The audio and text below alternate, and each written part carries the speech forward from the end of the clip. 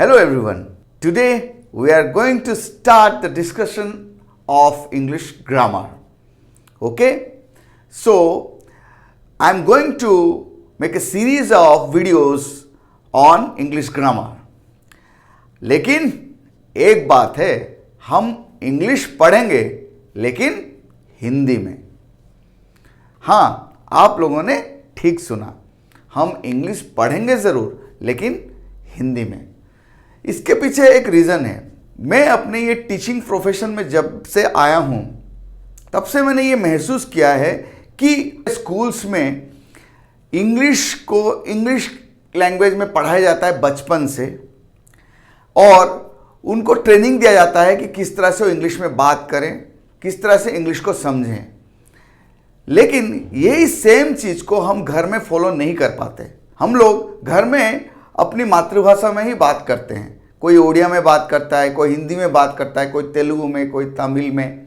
लेकिन क्योंकि हिंदी जो राष्ट्रभाषा है और हिंदी सबको थोड़ी बहुत आती है, हो सकता है आप में से कईयों को इंग्लिश समझने में डिफ़िकल्टीज आती होगी. तो इसीलिए मैंने ये सोचा कि मैं इंग्लिश ग्रामर अच्छी तरह से पढ़ाऊँगा लेकिन हिंदी में पढ़ाऊँगा ताकि सबको अच्छी तरह से समझ में आ जाए. Again, we will learn English in a fun way. तो चलिए हम पहले इंग्लिश का जो सबसे बेसिक चीज़ है जो कि है सेंटेंस, है ना. कुछ भी चीज़ हम सेंटेंस से ही शुरू करते हैं. तो चलिए हम पहले सेंटेंस के बारे में जानते हैं.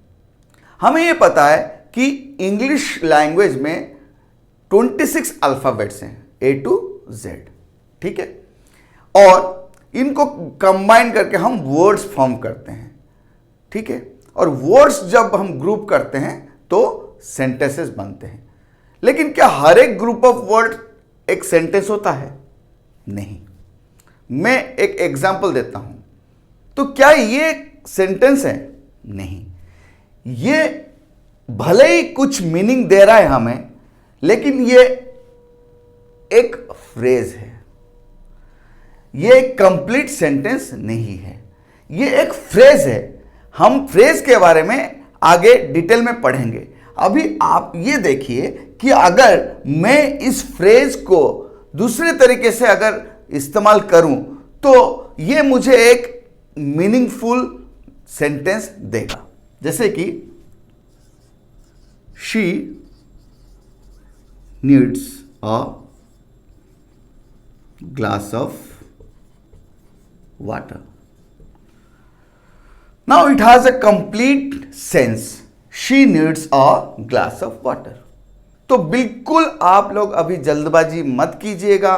मैं हर एक चीज के बारे में आपको माइन्यूटली समझाऊंगा कि क्या है ये सारे सेंटेंसेस में जो इतना सारा चीज कुछ लिखा रहता है, ये क्या क्या होते हैं. मैं आने वाले वीडियोस में आपको पार्ट्स ऑफ स्पीच के बारे में अच्छी तरह से समझाऊंगा, ठीक है. तो अभी सेंटेंस के ऊपर ध्यान देते हैं. तो दो चीज हैं सेंटेंस में, है ना. सेंटेंस में हमारे पास दो चीजें हैं.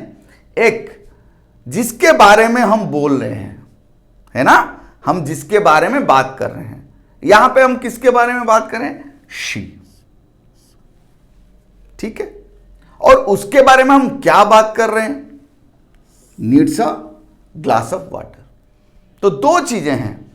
एक, हम किसी ना किसी के बारे में सेंटेंस में बात करते हैं और वो क्या कर रहा है या कर रही है उसके बारे में हम उस सेंटेंस में लिखते हैं. तो यहां पे भी वही हो रहा है. हम शी के बारे में बात कर रहे हैं और वो उसको क्या चाहिए? She needs a glass of water. तो ये हो गया दो पार्ट. तो ये जो पार्ट है उसको बोलते हैं हम सब्जेक्ट और इसको बोलते हैं हम प्रेडिकेट.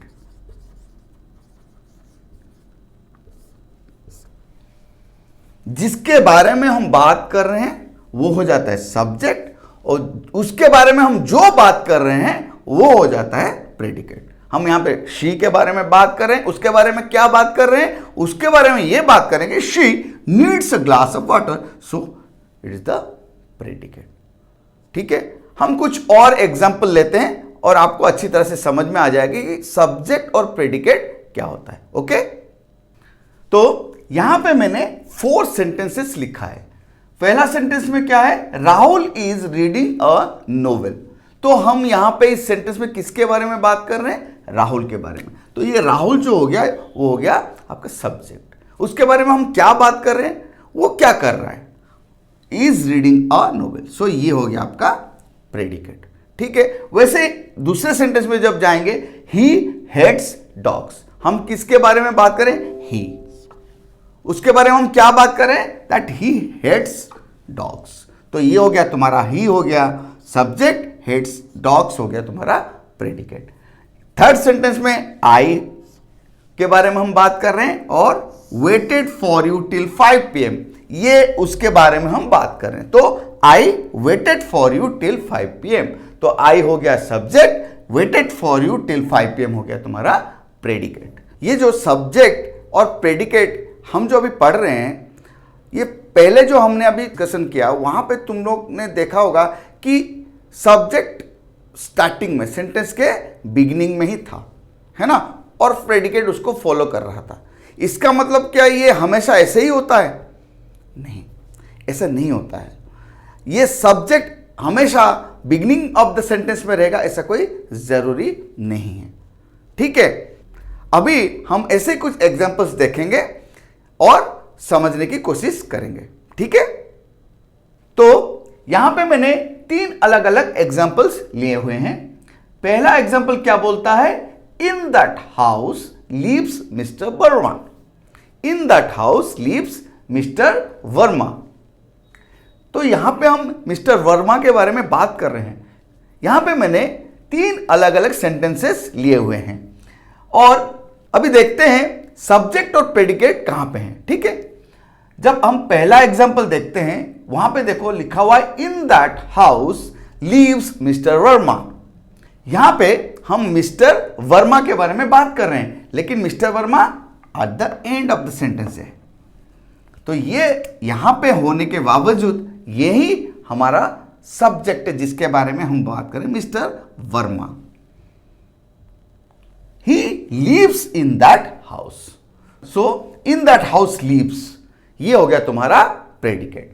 सेकेंड सेंटेंस में क्या है, being afraid of the dog she cried loud. Who cried loud, she.